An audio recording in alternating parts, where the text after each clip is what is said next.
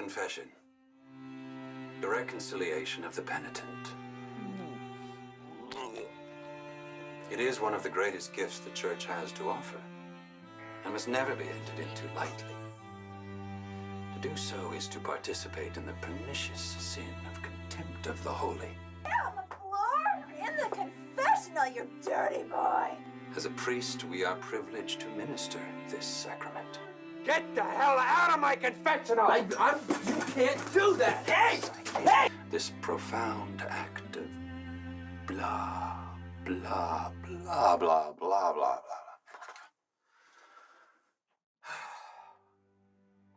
I hate it.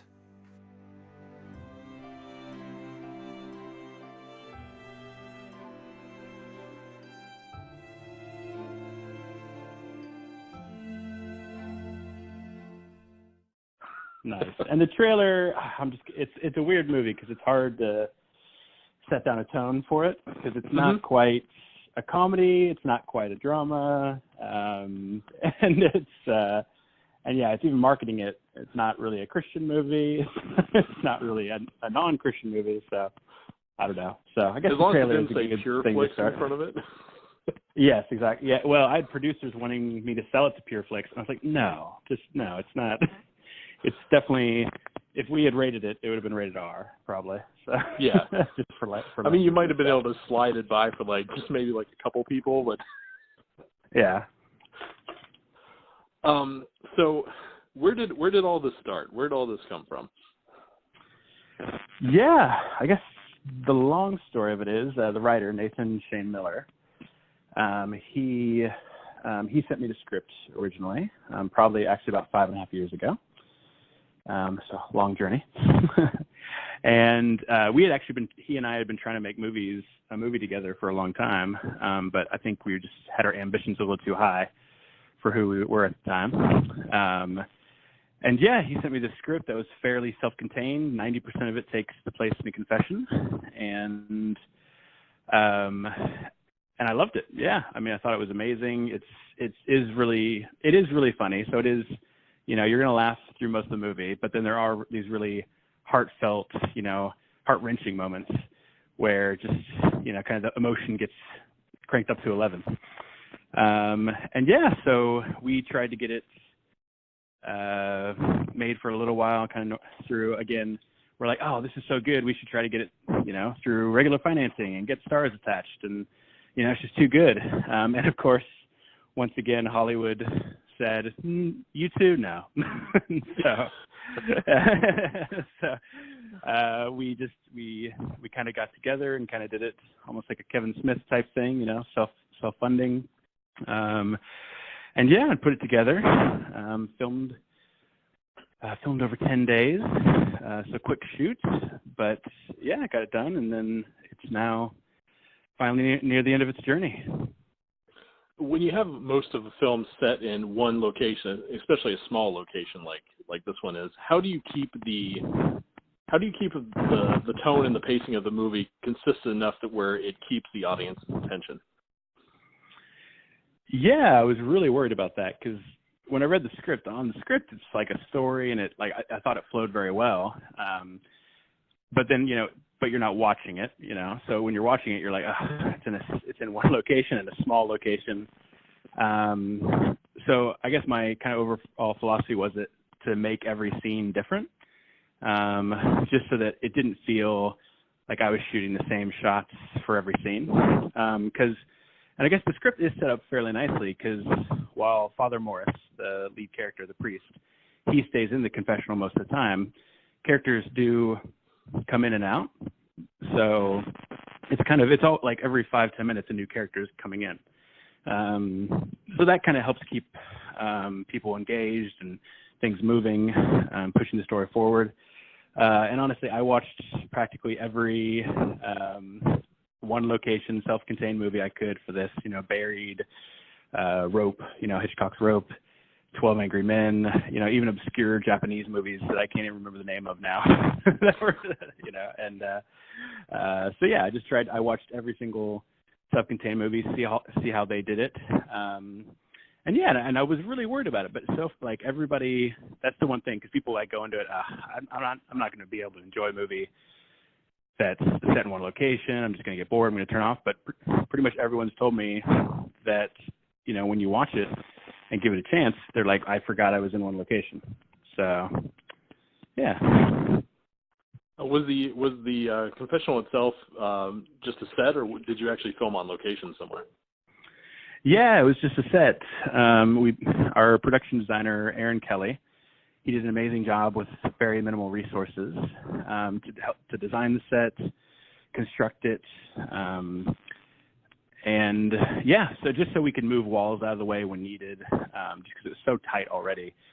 And the confession, as you see in the trailer, I didn't even know this because I'm not Catholic, but it is kind of an open confession. It's an open and closed. So if you just want to go in there, it's almost like counseling, almost. So you sit in front of the priest, you like have a chat with him, you know, I guess confess your sins, or if you want it more anonymous, you can go in the closed, you know, more traditional, what at least myself what I think of when I think of confession. Mm-hmm. When you were filming, or when during pre-production, did you have anyone on hand to kind of make sure that you were adhering to like certain tenements of the Catholic religion, or anything like that? Well, yeah, kind of. It was always one of my things, like, oh, I really want to make this authentic. I gotta, you know, get people involved who know about this. It's interesting. Nathan Shea Miller, the writer, he's not Catholic, but he was a Christian minister at the time. Mm-hmm.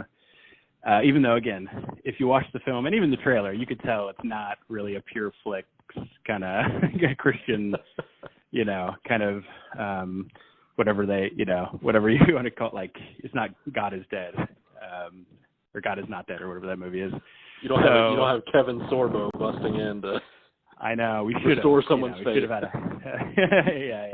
So it's definitely, because, you know, I'm not a Christian anymore, but Shane is, and we did a balancing act of making sure it wasn't too religious or anti-religion. Mm-hmm. And yeah, so at least on set, it was mainly just asking all of a few of our crew members were Catholic or grew up Catholic, and they all said that the script reminded them of growing up Catholic and everything. And so hopefully it's probably a mix of Catholic/Protestant Christianity, which hopefully, yeah, I haven't had a person yet say that it's, that they didn't feel like, you know, that we messed something up on the Catholicism. I think the only people they're going to pay that strict of attention to is probably going to be like the Dove Foundation when they go to review it. True. I did actually send the script to a Catholic monk, and he didn't approve of everything, but he said, yep. He said everything in here looks authentic to me. Now that I remember. Close enough, but you have to pray. Yeah, yeah. He was like, it's a little, it's on the borderline, but he said at least authentic wise, it was authentic. As far as casting goes, did you all have in mind who you wanted for certain roles, or was it just an open casting call and whoever caught your eye? Yeah, it was more of an open casting call. We gave descriptions, but they were very open as far as like we had age ranges, but like ethnicity and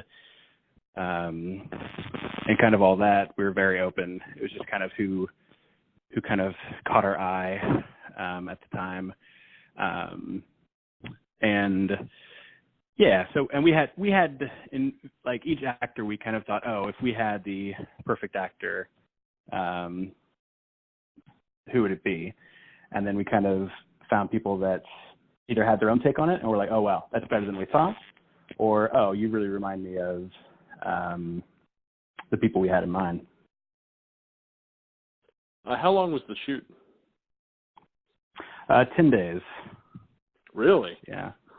Yeah. So it was very quick and every day we were moving, just go. And when 90%, we shot 9 days. Well, actually, we shot 8 days in the confessional. We shot 1 day in a church sanctuary for for the climax of the movie.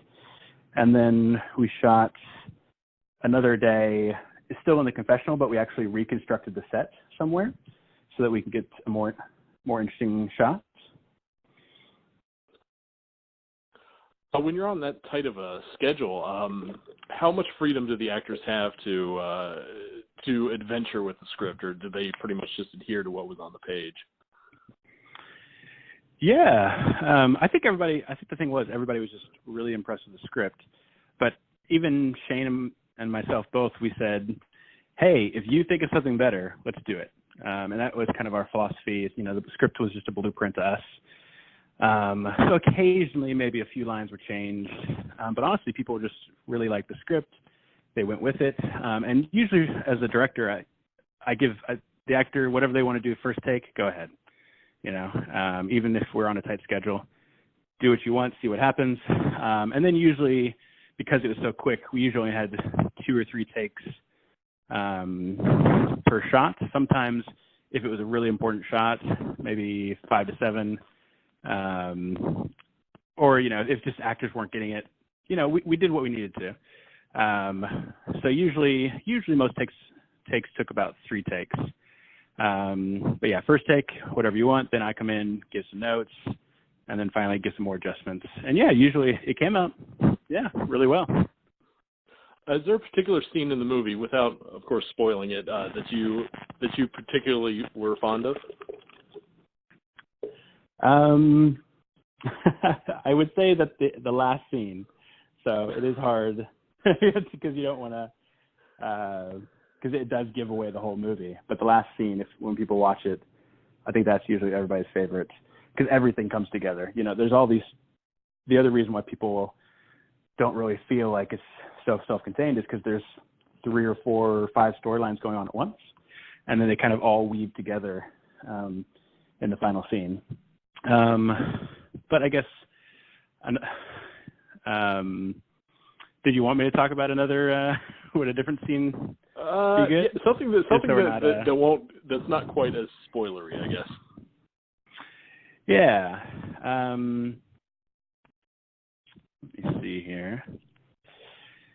I guess it doesn't give too much away. But yeah, there's a scene because the primary story is about Father Morris and this teenage girl comes in, and she starts to kind of poke fun at him and also kind of question why he does what he does, you know. And sometimes she makes fun of him kind of in a kind of saying, like, have you really never had sex? Those kind of things, like a teenager would. And he gets really uncomfortable. And the primary story is her, like, you're kind of like, why won't she leave? Because he's just like, you need to go now. I have other people who need to be here. And she's like, no, I'm not going to go anywhere. But my favorite scene is probably the one where Father Morris, you could tell he's agitated about something. And it happens probably in the first third of the movie, so it's not giving too much away. But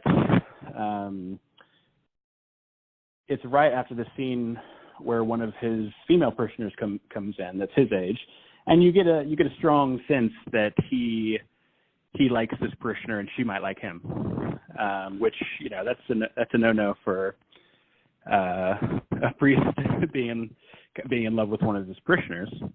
And so the favorite scene would probably be when Amber comes back in and starts to question him about this, because she can see that that he has feelings for her, and she starts to poke and prod, and the exchange is just really good because they're going back and forth, and he's trying to do things around the room, so we got some very interesting shots in there. Just he gets to, you know, he's messing with something, and he's like, she's like, Father Morris, like, what's going on here? He's like, I don't know what you're talking about.